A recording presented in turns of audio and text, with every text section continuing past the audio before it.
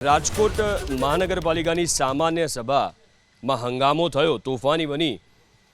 Rajkot mayor Nayanaben પેઢડિયાના પતિએ કરેલા બાંધકામને લઈને થયો વિવાદ। સંત કબીર રોડ નજીક નંદુબાગ વિસ્તારની શિવશક્તિ સોસાયટીમાં કોર્નર પ્લોટ પર હાલ 2 માળનું કોમર્શિયલ બાંધકામ ચાલી રહ્યું છે। જોકે આ વિસ્તાર સૂચિત વિસ્તારમાં આવતો હોવા છતાં નવા કોમર્શિયલ બાંધકામ પર પ્રતિબંધ છે। દ્રશ્યોમાં સ્પષ્ટ જોઈ શકાય છે કે પ્લોટ પર 1 ફૂટનું માર્જિન છોડ્યા વગર જ વીજપોલને અડીને દિવાલ ઊભી કરવામાં આવી છે। આ બાંધકામ ખુદ મેયરના પતિ કરતા હોવાનું જાણવા મળતા ટાઉન પ્લાનિંગ વિભાગે આંખ આડા કાન કરી દીધા હોય તેવા દ્રશ્યો સર્જાયા। જોકે મીડિયા સાથે વાત કરતા મેયર નયનાબેન પેઢડિયાએ સ્પષ્ટતા કરી કે બાંધકામ તેમની જ પોતાની જમીન પર કરવામાં આવ્યું છે। જમીન કોઈ સરકારી નહીં પણ પોતાના વડીલો પાર્જિત છે। કોઈ સરકારી જમીન દબાવવામાં આવી નથી। સમગ્ર મામલે રાજનીતિ પણ શરૂ થઈ।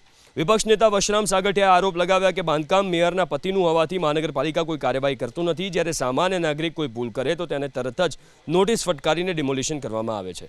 નિયમો મુજબ ગેરકાયદે બાંધકામ સામે કડક કાર્યવાહીની વિપક્ષે માંગ કરી। બજેટને મંજૂરી આપવા માટે બોલાવવામાં આવેલ મહાનગરપાલિકાની ખાસ જનરલ બોર્ડ બેઠકમાં પણ આ મુદ્દો ગુંજ્યો। વિપક્ષે શાસક પક્ષ અને ટાઉન પ્લાનિંગ વિભાગને ટોણો મારતા સવાલ કર્યો કે આ ગેરકાયદે બાંધકામ ક્યારે તોડવા જવાના છો।